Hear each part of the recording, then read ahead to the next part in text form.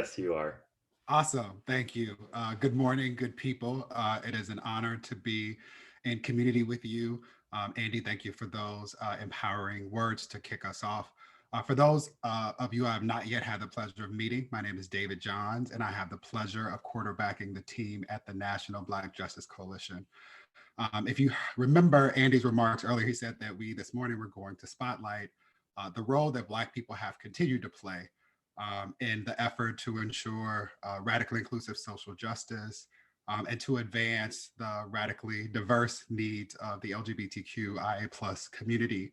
And so I have the pleasure of facilitating a conversation with three of those such leaders. And so I would like to invite in this moment, Kiera Johnson, the incoming president at the National LGBTQ Task Force, Alfonso David, the president of the Human Rights Campaign, and Imani Rupert Gordon, who is the executive director of the National Center for Lesbian Rights. And before we go any further, I just want to acknowledge again, NBJC is proud to have this opportunity to host this conversation and then to lead into our Black Institute. And none of this would have been possible if it were not for the tireless and unyielding effort of Victoria Kirby York. Who we share. Victoria is our executive deputy director and previously served as the deputy director responsible for advocacy and action at the task force. So please, everyone, send some love to Victoria for all that she has done and will continue to do today. And so again, it is not lost to me that I'm celebrating a Black woman, and many of the things that I enjoy in the world are the labor of Black women. But I want to acknowledge that it has not always been in vogue to do so. And in particular, as I think about the three of you, my leaders, my friends, my colleagues, I want everyone to remember that the Stonewall era LGBTQ movement organizations have one thing in common, and that's that most of them have never been led by a Black executive. Many of them have also never had people of color leading more broadly. In 2019, this started to change when Alfonso David became the president of HRC. Last year, Imani Rupert Gordon became the first Black person to lead NCLR in its 43-year history, to be clear. And this year, following Creating Change, Kiera Johnson will become the first Black person to lead the nation's eldest LGBTQ plus advocacy organization after nearly 50 years of existence. And this is significant. Remarkably, my colleagues are shattering these glass ceilings at a time when there are similar shifts and claims for recognition around Black lives and radically inclusive social justice. And I just want to name that the responsibility of leading an organization is one thing. To do so in ways that respond to the incredibly diverse needs of our communities is another. And so we all thought it important, the task force and NBJC, to start this conversation at this Creating Change conference by acknowledging the work before all of us and by providing each of you an opportunity to enroll people in supporting our mission. So I want to remind folks that you can join along, engaging by using the hashtag CC21, our Black Institute CC21. And I'm just going to frame a couple of questions to my colleagues. I'm going to start with you, Kiera, as we continue to celebrate your transition into this new role. Yes, right? Virtual round of applause. When you think about it, it'll be the same question to each of you. We'll start with you, Kiera, then you, Imani, and then Brother President. When you think about the significance of this moment in history, right? So the global movement for the recognition of Black lives, a shift in our ability to rebuild and then advance our democracy. How have you been processing all that's happening? And in particular, when you think about what's possible, when you future forecast, what makes you most excited? So excited to be here with you all. I wish we were doing this in person, but it's coming. If not New Orleans after that. I have to tell you, we've been talking about the impact, right, of the negative impacts, right, of the last 4 years. And there have been many of them. And there have been a lot of doors and opportunities, right, that have also opened up. And I think that's what I'm most excited about. Hold on one moment, guys.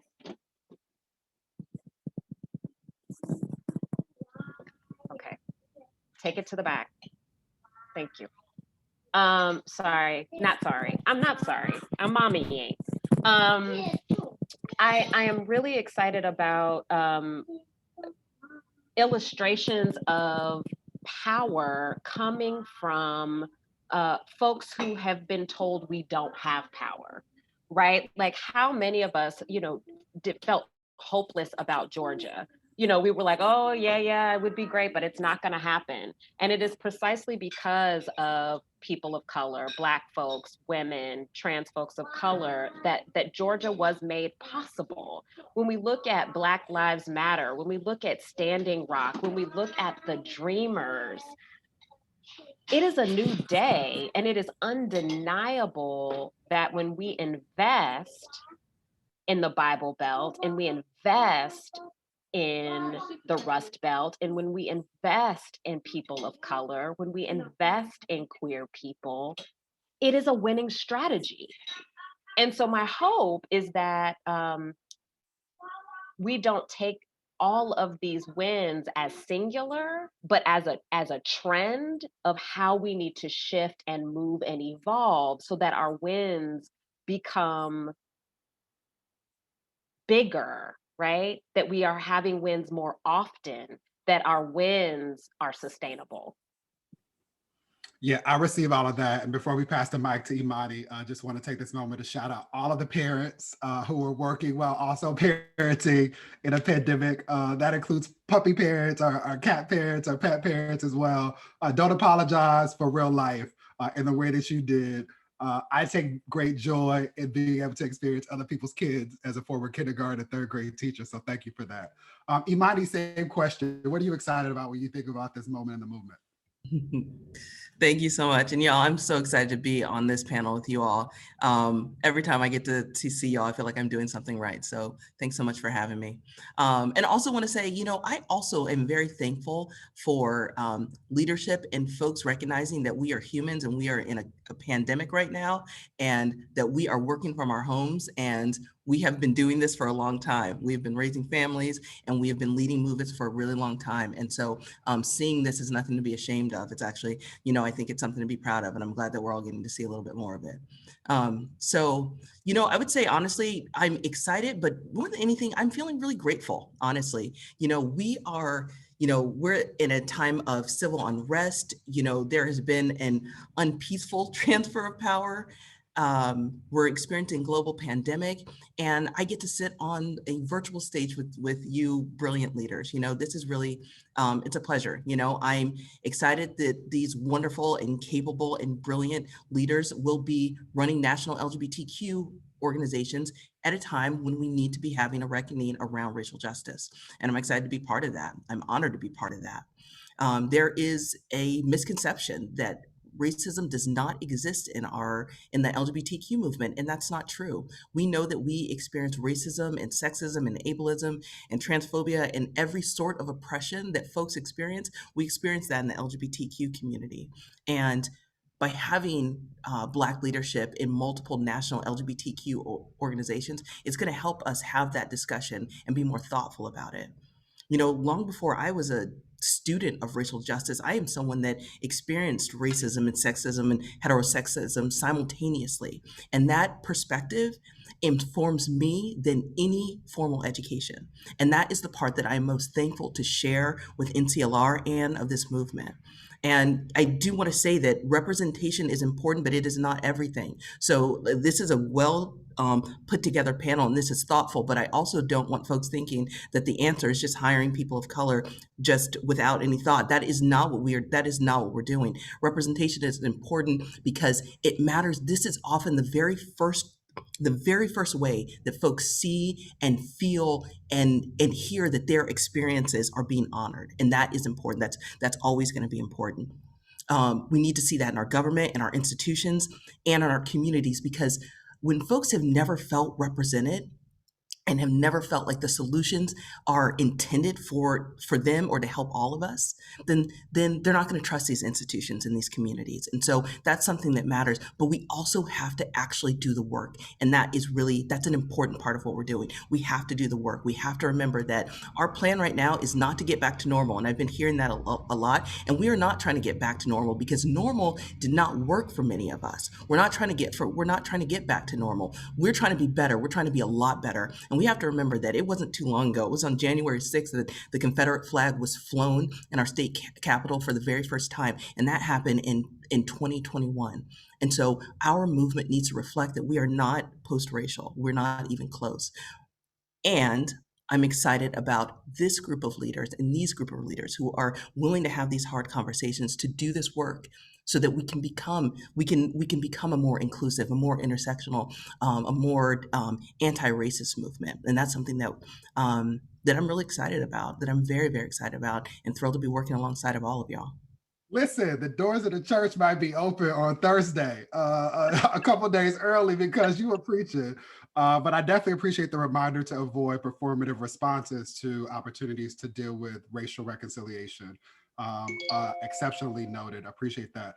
Brother Alfonso, President David, let's tap you in. What are you most excited about when you think about everything that has been said and what this moment presents for all of us? Well, I have to say before I comment personally, it is so heartwarming to hear my sisters sing and hum in the way they just did. So I co-sign on everything that Kiera and Imani just said. We have a real opportunity to address systemic injustices that have plagued so many of our communities. We are all engaged in this work of culture change, is how I see it. We're engaged in the work of culture change. And there are significant moments in our history that appear occasionally to catapult us forward. And this is one of those moments where the general public is being forced to see injustices that marginalized communities have lived with for such a long time.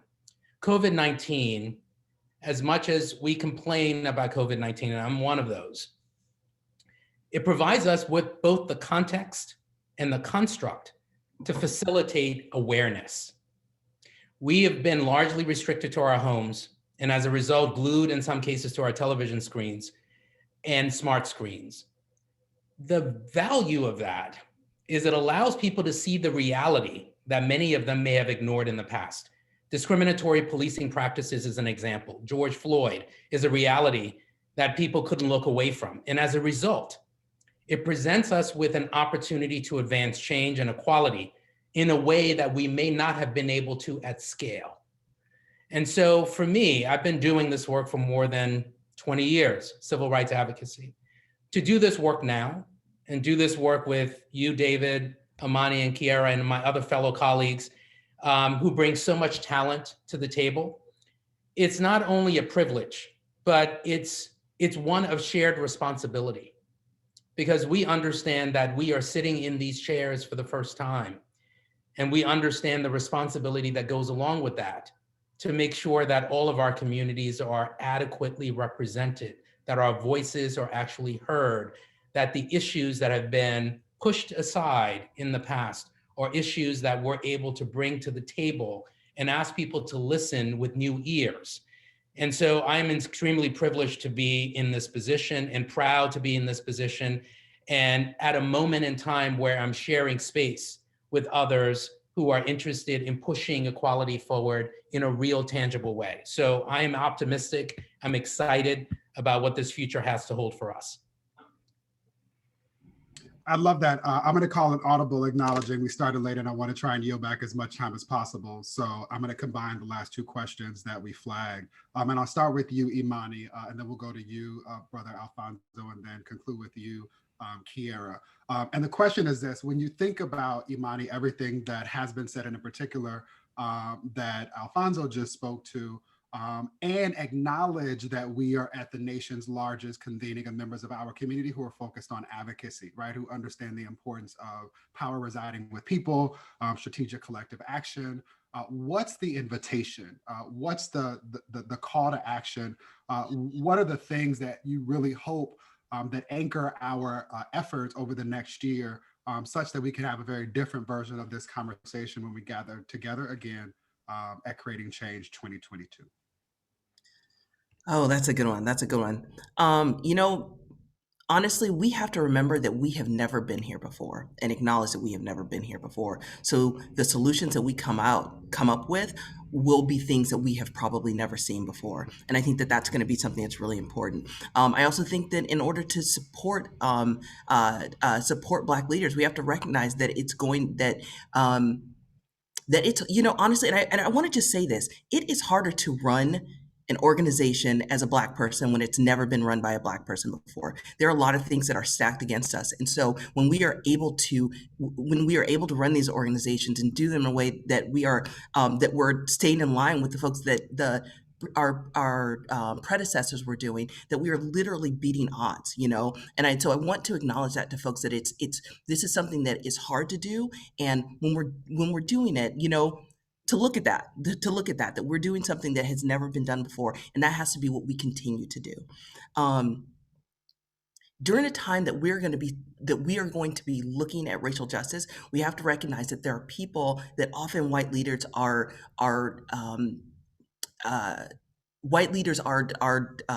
I'm losing my words. We are criticized as Black leaders when we are talking about racial justice in ways that white leaders are praised, and that's something that is going to be incredibly important right now. When we're doing it, it often is seen like it's self-serving or short-sighted, and that's not something that is going to help our movement. Looking and being intersectional and coming from a perspective where we can be intersectional is going to be something that's really important. And so we want you to trust Black leadership. I think that's going to be important. And then something that I'm hearing a lot that I love, because there's this phrase, you know, that I may be the first, but I won't be the last. And I love that, because that has been an inspiration to me, and it continues to be.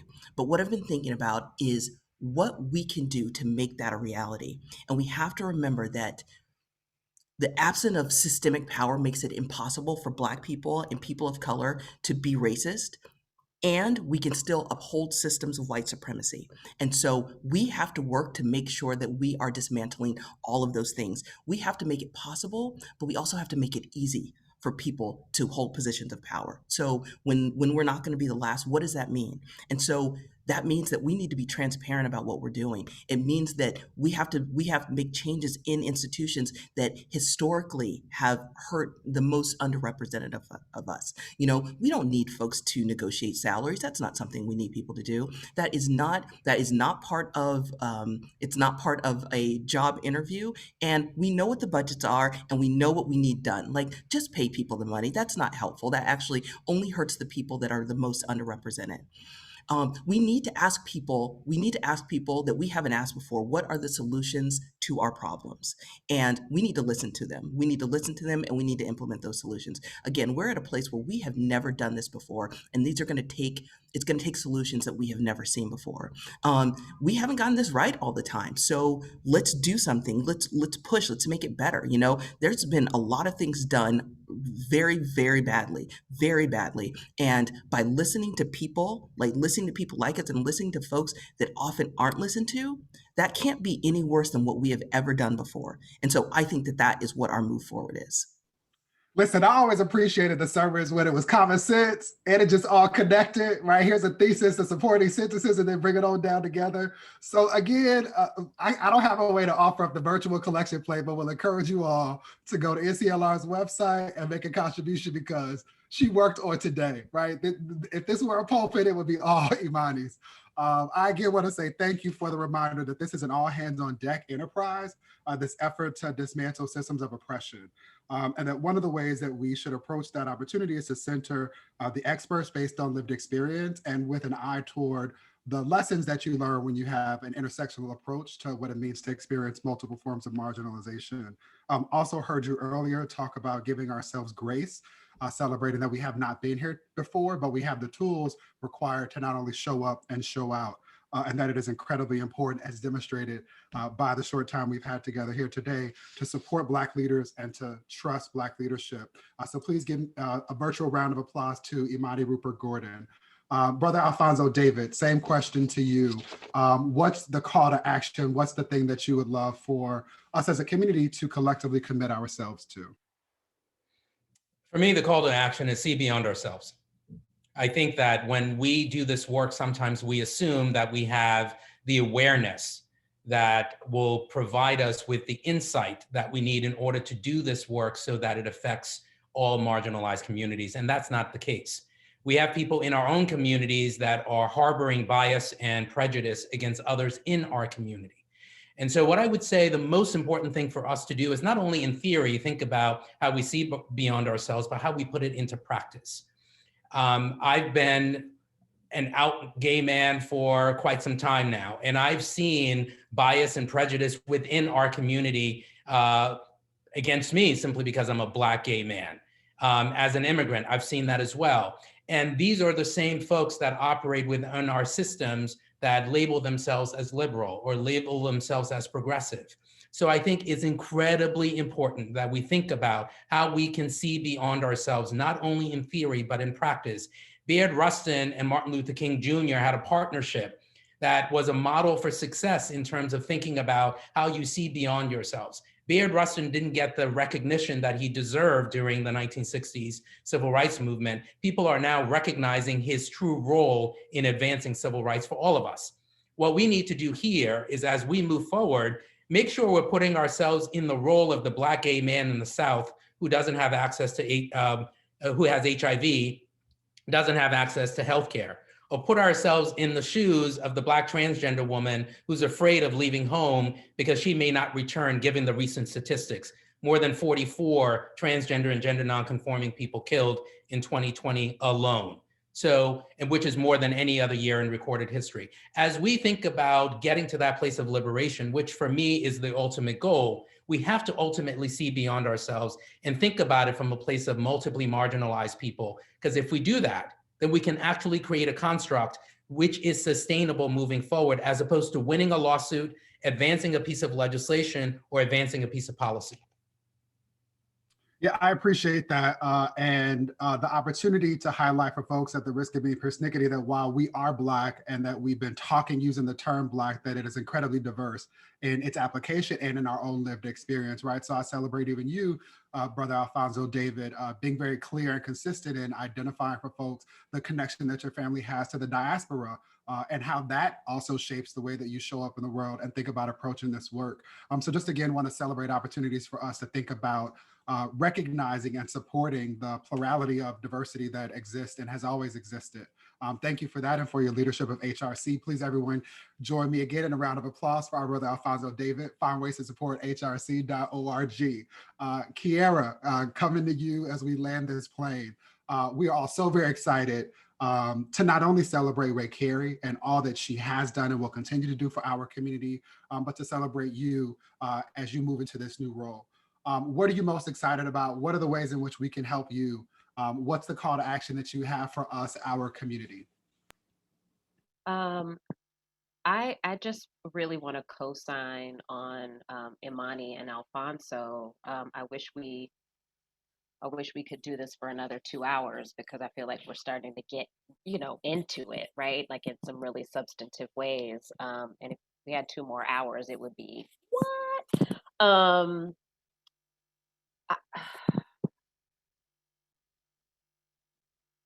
We are told over and over and over again that we can't take on leadership, right? Our vote doesn't matter. We don't matter, right? What is it? You are not of consequence, right? And we hear it over and over and over again from our faith communities and our families, at our schools, in the media, in our movement. And there's this, this prescribed leadership that we're expected to fit into, right? To be identified as leaders.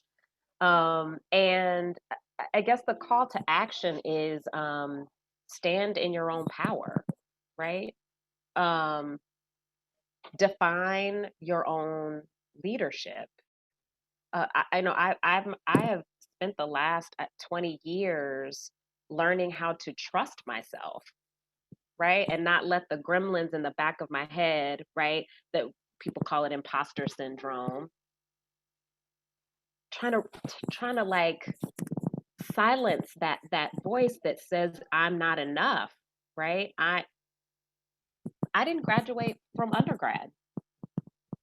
10 years ago I would have never told you all that because it was sitting on me so hard, and I had convinced myself that because of that I wasn't worthy, that I couldn't be in leadership, that I couldn't occupy space this way, that I couldn't talk to the president or to members of Congress or create change or provide access and power to other people, right, in my community. And it's amazing how those gremlins, right, and the reinforcements of that, in our communities weighs on us. It weighs on us. In 2021, we have heard from the administration that women, queer women of color, trans folks of color are not in the pools for these, for these appointments. And how much it takes for, I literally have to say, Imani, would you put your name in? Hey, Imani, I sent you that form. Did you fill it out? Hey, Imani, you want me to put you in contact with the person at the administration so you could get that form in? Hey, Imani, you know what? I know you can really do it. Hey, Imani, you don't have to wait 2 more years and then do it, because then you'll be ready. But we have to reinforce that for each other, right? Because we're already telling ourselves that we can't do it. And so we need other people, we need to hear it from each other, right? That we are in, that we're going to help each other up, that we're going to provide that open door and that access. And so that's my call to action.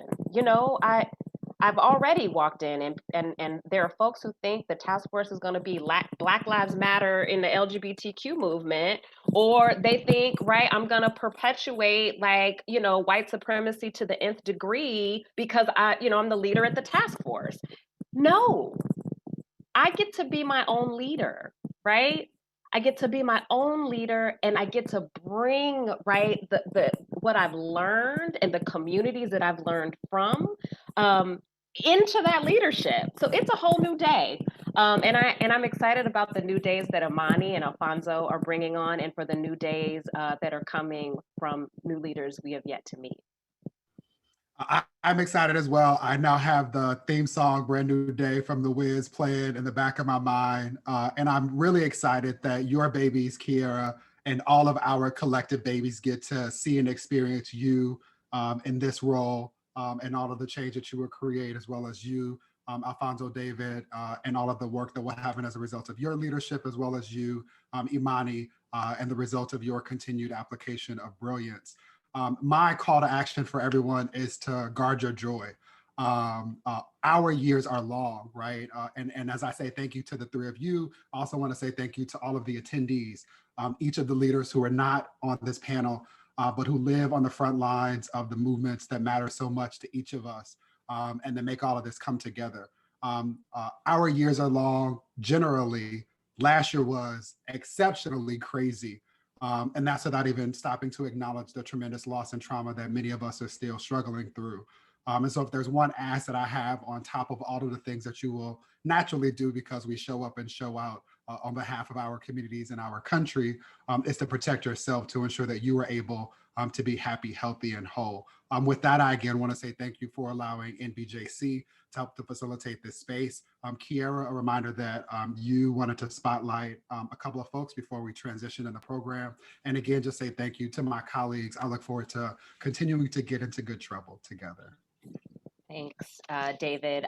Andy mentioned, and I'm doing this now because most of our other sessions are recorded.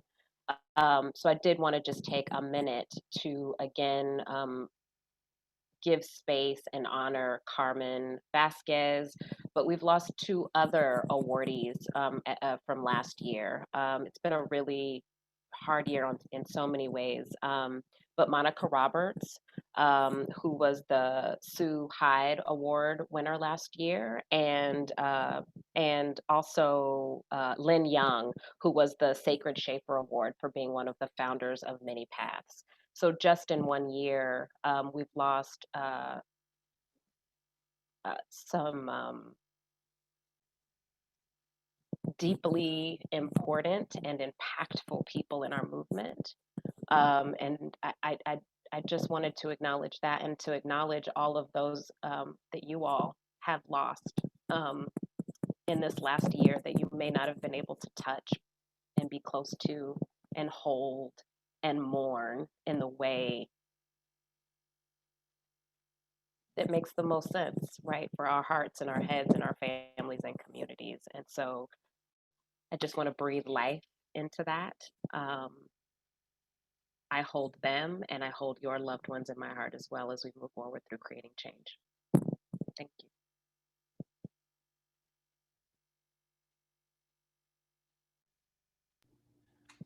Excellent. Thank you so much to the panel. That was really wonderful. I'm going to just use my announcer voice to say we're a little bit behind, so everyone please take a break, do what you've got to do, and try to get back into your institute that you selected. Let's just say if you can be there in 10 minutes, that would be wonderful, but we'll give you a little bit of grace if you need a few more minutes. Thank you so much, everybody.